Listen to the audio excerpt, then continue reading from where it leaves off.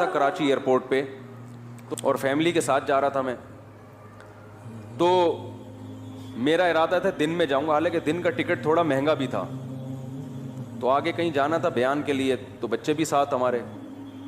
تو میں اکثر کوشش کرتا ہوں کہ کہیں سفر کروں تو بچوں کو ساتھ لے کے جاؤں. یہ میں شو مارنے کے لیے نہیں بتا رہا, یہ میں آپ لوگ کو اس لیے بتا رہا ہوں کہ حتی الامکان سفر میں اپنے گھر والوں کو تھوڑا سا عزت بولو بھائی دے دیا کریں معذرت کے ساتھ, ٹھیک ہے نا. کہیں جائیں کریں گھومنے پھرنے یا کہیں تو لے جائیں ساتھ میں. اگر اللہ نے مالی وسائل دی ہیں, گنجائش نہیں ہے تو پھر بیگم کو بتا دے بیگم یہ انڈے گھر میں لانا مشکل ہو رہا ہے, تمہیں میں جہازوں میں گھمانا شروع کر دوں. جہاز میں نہیں, ٹرین میں لے جائیں, ٹرین میں نہیں بس میں لے جائیں.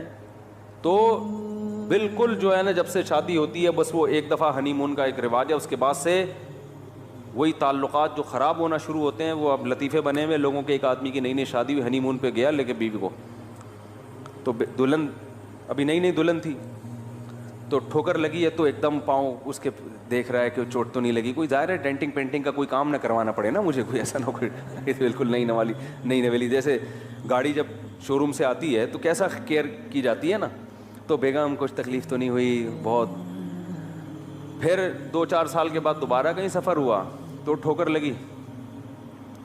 اب تھوڑا سا اسٹائل کیا ہو گیا, چینج ہو گیا. بس اچھا ٹھیک, تھوڑا خیال کیا کرو. 4-5 سال کے بعد دوبارہ جانا ہوا, ٹھوکر لگی. ارے اندھی ہو, اندھی ہے نظر نہیں آتا. تو جتنی پرانی ہوتی رہتی ہے نا تعلقات, جو مارکیٹ میں شوہر بھی کبھی ایسا ہی ہے, جب شادی نہیں ہوتی ہے دلہن کو اپنے میاں سے بڑی محبت, میرے میاں ہیں ان سے ملی ہے. تھوڑا سا پرانا ہو گیا تو اب اس کی ویلیو ختم, اور بڈھا ہو گیا تو پھر تو کسی کام کا نہیں ہے.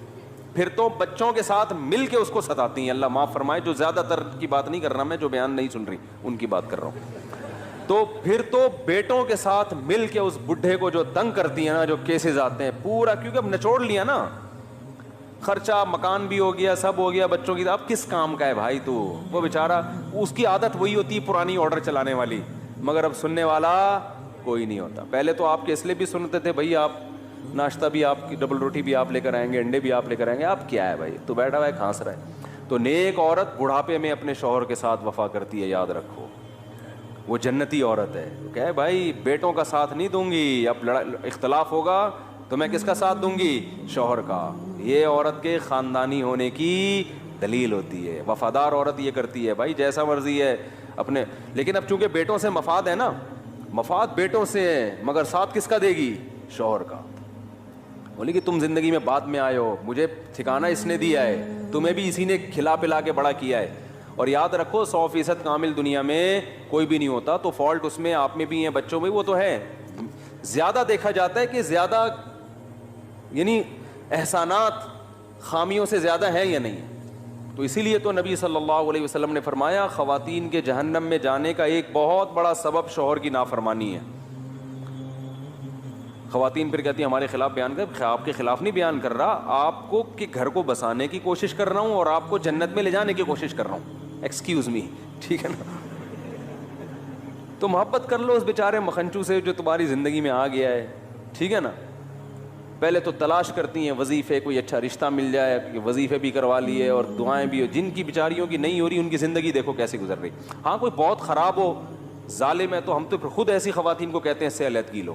پھر ہم اس مرد کی حمایت نہیں کرتے جو اپنے بیسک حقوق ہی ادا نہیں کر رہا, خام خواہ میں گھر میں چنگیز خان کی طرح داخل ہوتا ہے.